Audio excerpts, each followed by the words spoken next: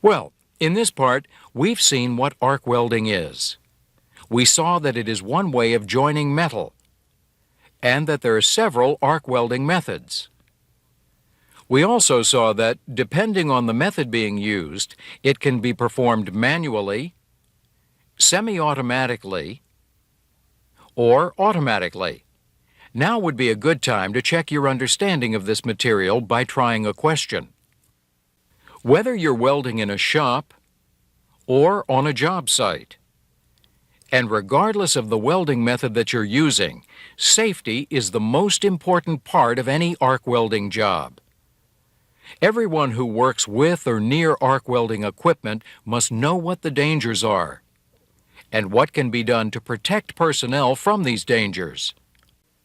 Whenever you work on or around a welding job, you need to be on the lookout for welding hazards. For example, a major hazard is the radiant energy that is emitted from the welding arc.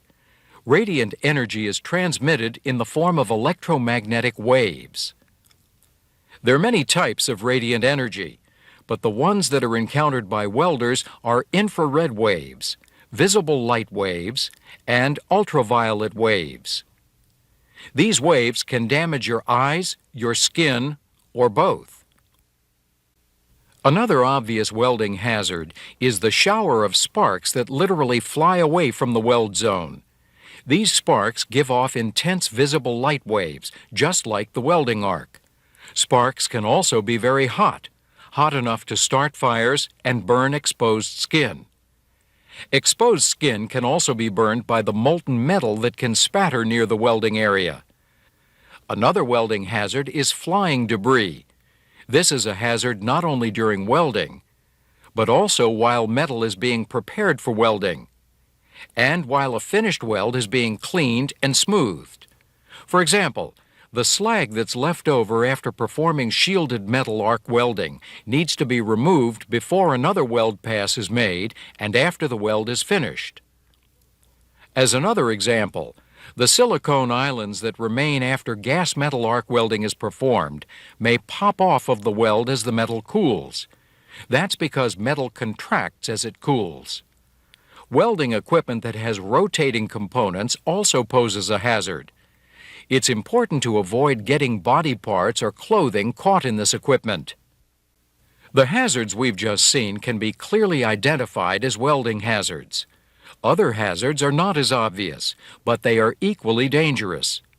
For example, arc welding is performed using a machine that generates high amounts of electric current. Anyone who is close to the welding circuit is in danger of becoming a victim of electrical shock. Electrical shock is the body's physical reaction to a significant amount of current flow through it. The factors that determine the severity of an electrical shock include the amount of current flowing through the body, the length of time that the current flows, and the path that the current takes. The more current there is flowing through the body, the stronger and more dangerous the shock. And you can pretty well assume that the welding equipment where you work can create enough current to produce a fatal shock. But even a relatively small amount of current flowing for a long enough period of time can seriously injure or even kill a shock victim. The longer the amount of time that the body has current flowing through it, the more severe the shock. Current will flow only if there is a complete path for it to follow. Once a complete path is established through a person's body, current will flow and the person will receive a shock. And it's important to note that some parts of the body, such as the heart, are more vulnerable to the effects of current flow than others.